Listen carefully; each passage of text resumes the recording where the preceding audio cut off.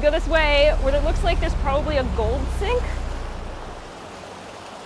which would just be in a pool like this. I am on a quest for gold. Since NASA's James Webb Space Telescope has a microscopic layer on the mirrors, I want to know, where does gold really come from? Now, California is known for gold. It flows through the rivers, is embedded in the mountains. But is this really where gold originates?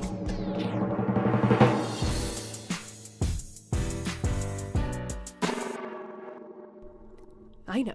This is a terrible example of what gold panning looks like. But at this point, I had already driven all the way to the San Gabriel Mountains, only to find that it is illegal to pan for gold because it is now a national monument. But it would just be our luck that we ran into Bill Schuster, whose family owns property for a really long time in the mountains, and he really showed me how to properly pan for gold. The first thing you gotta know, you're gonna get wet, so don't worry about getting wet.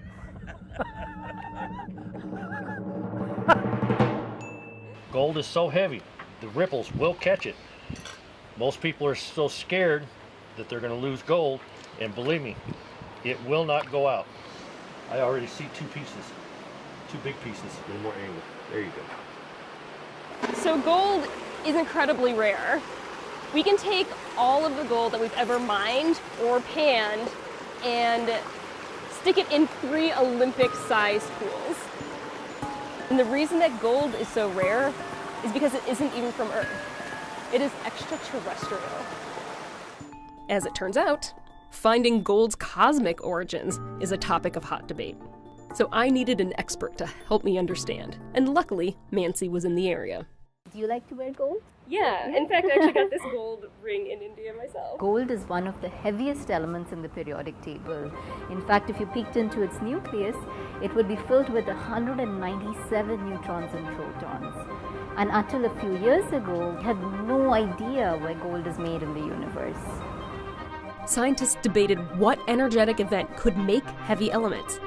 Is the power of a supernova enough? Or does it need more? That turns out to be very difficult to synthesize in any ordinary cosmic explosion. You need a very special explosion that can actually synthesize heavy elements like gold by our process. Now, the R process is one of the ways to make heavy elements like gold.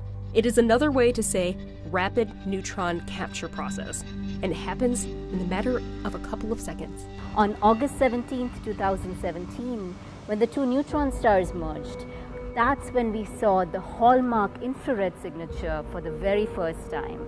Now, this neutron star merger was and is still a big deal. It's the only time scientists have witnessed and measured the R process in action.